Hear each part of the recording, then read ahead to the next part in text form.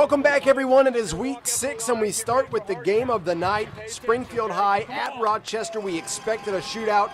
We got one. First quarter, Senators strike first. Their run game so strong this season. Chase Thompson had 187 yards on the ground. Malik Harrison not even in the highlights. He had 291 all-purpose yards and 4 TDs. That Thompson run set up Alex Kramer to Carlos Poole, 8-yard score. Springfield up 7-0.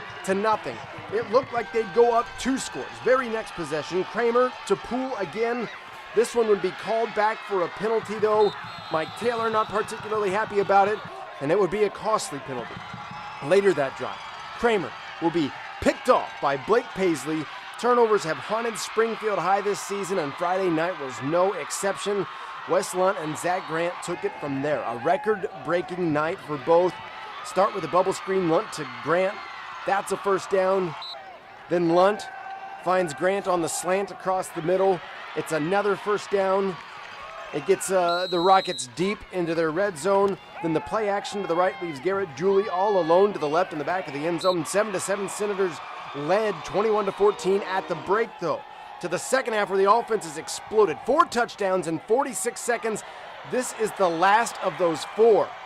Lunt to Dakota Greer on the screen. It's a first down, and then here is the score. Lunt to Greer again, misdirection to the right, the backside open once again. 2-point conversion good, tied at 35, and on the ensuing kickoff, how about this call from Derek Leonard?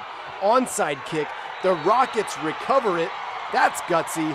And then this drive became all about the ground game. Dooley on the dive. He nearly fights his way into the end zone here, gets down to the 1-yard line. Lunt would finish it up from their other end. We move to the fourth quarter. He rolls left, tucks it, gets to the goal line. 42-35, Rochester up a score. So now it's Springfield's chance to answer.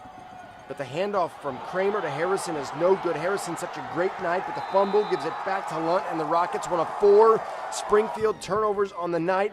And here's where records get broken. Last week, Pat Smith became the first CS8 quarterback to pass for 500 yards. Tonight, Lunt threw for 590. That's a state record by a yard. He was 47 for 61 for 4 touchdowns. Zach Grant caught 20 passes. That's a state record by a catch. His 342 yards receiving, easily a state record.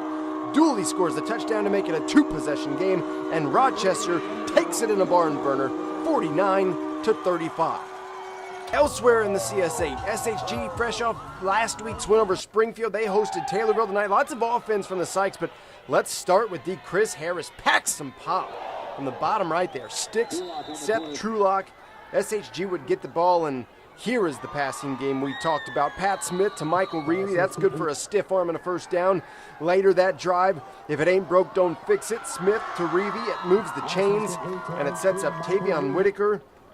He hits the hole and hits the end zone. 7-0 SHG. So many offensive highlights on Friday night.